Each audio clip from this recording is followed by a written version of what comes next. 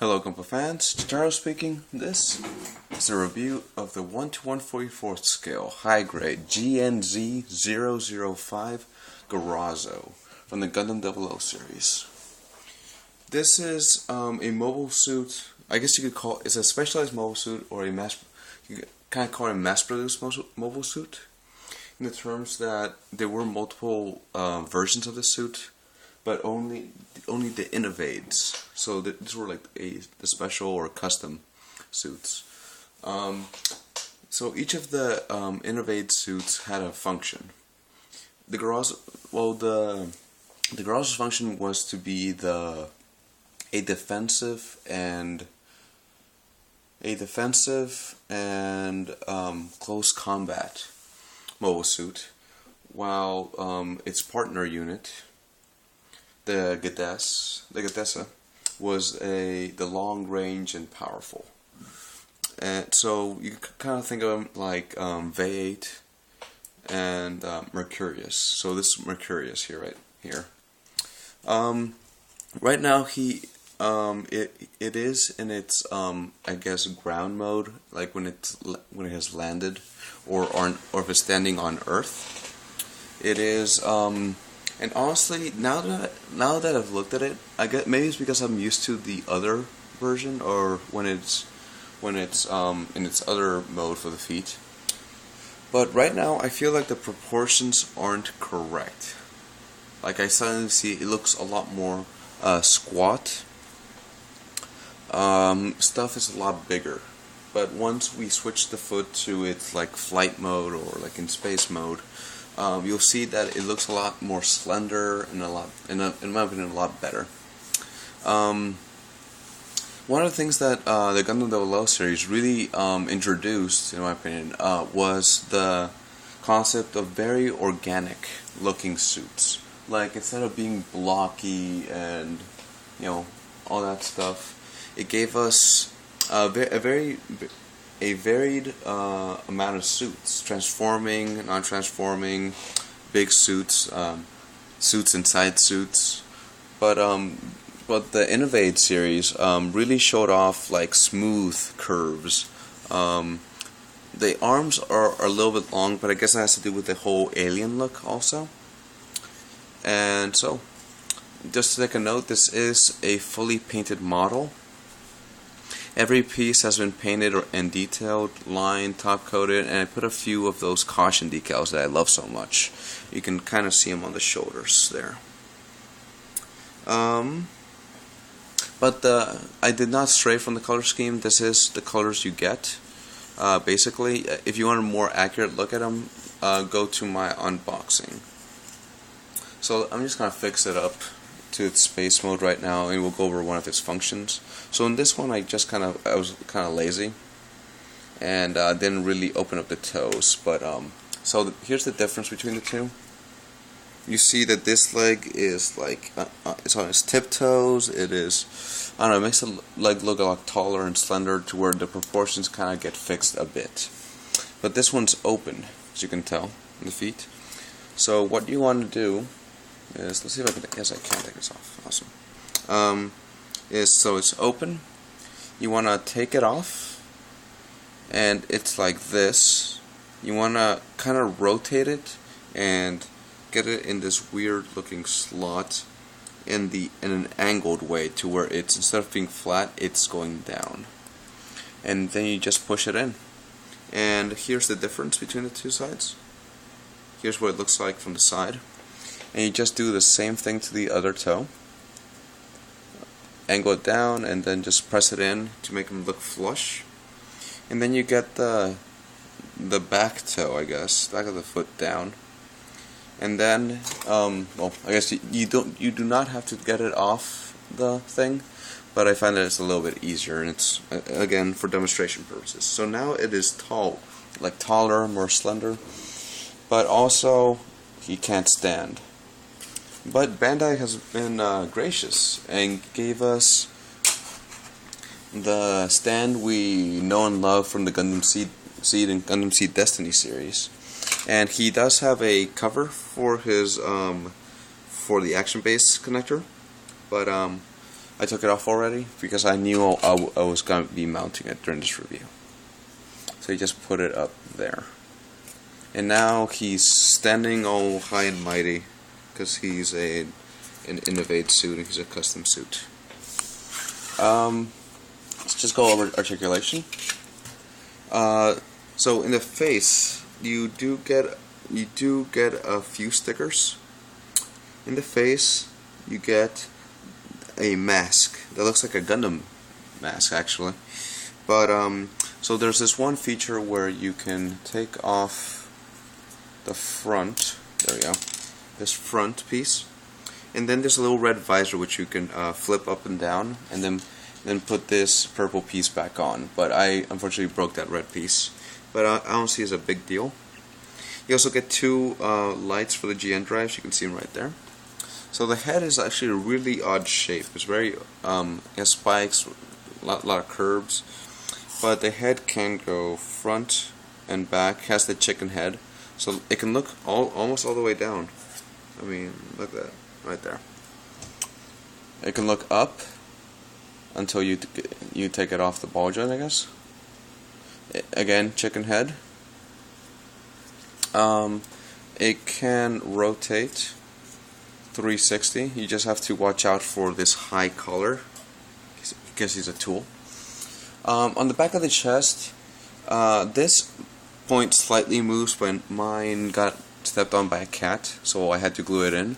But up here you do get articulation for more dynamic poses, you know, kind of the way the thrust is going. This is where the GN drive from the escape pod is. And these can open, and this would be removable if it wasn't broken. The right arm, or both arms, are on a ball joint in the inner area. This can rotate. The shoulder armor is independent of the arm, but the arm is hindered by this huge shield generator. Let's just show you the difference between the two arms. Let's see it like that. Why not? He's upside down because he's an alien. So it is slightly hindered, but not that much. Arm can rotate. It can rotate 360. Has a 90-degree bend. The arm is on a ball. The hand's on a ball joint, so it can wiggle and rotate. And this is one of the figures where you get a lot of hands. You have a total of, you have 3 pairs of hands. Right now you have the fist. Oh, come on, really? There we go, a fist. And you can see that this can flip up and down, so with his spiked knuckles. He also has a fist for the other hand, which is right here. You get an open hand, which is right here. And when you have this hand on, this can't be down, so it has to be up. And then for his main weapons, which are these blades, his finger blades, you get this clear piece that you put on this purple backing with the ball joint, and you put it on, and then you just flip where the knuckles will be, and they have to be again up. And you can see where the fingers would be and the blades are, but I haven't gone in and colored it because I was afraid of the masking and messing it up, especially with it being clear plastic. A few modelers, Versus Z is actually one of them. He actually split the blade and made it look like the Robot Damacy counterpart, which is a really amazing work on his part. There's no articulation in the mid chest, but there is articulation at the bottom, so it can go forward and back slightly, rotate. The front skirt thing can go up and down. Let's focus. There we go. The side skirts are on a ball joint, and they can go up, down, and they can rotate. And the back skirt is static, and it has a hole for an action base. The GNZ series does not feature that inner joint that I forgot to do in the Virtue, unfortunately. And the legs can rotate that much. They're on a ball joint, so you can go forward. Let's see, yep, about there. Back until they hit the thing, and to the side that much. The knee bend is amazing. It is a double joint, and you do get a nice flush bend. And oops, okay, I guess. And you can see the kind of joint it is. It's kind of bad. I don't like the joint personally. It's like a polycap ball joint to an ABS thing. It doesn't work very well. The foot can go forward and it can rotate for the foot mode and back. It has some wiggle in there, but these side pieces, or these things on the side do limit the articulation side to side. So that should be it for articulation. I have gone over the features except one. Again, this is a defensive mobile suit, so he features the shield generator, and much like the Virtue and the Seraphie, this, you have to paint the yellow, as you can see right there. I had to paint that, and it was kind of hard to do, honestly. I did not enjoy doing it at all. And so it comes out and you have this yellow, you have to paint that yellow, or I think they give you a sticker. And then he puts a shield. So, final thoughts on this kit, or some complaints about this kit. Seams. This is a very seam heavy mobile suit. You can see, if you look closely at the stuff I did, you can see that I didn't really do a good job on the seams. So I'm just gonna go run them down.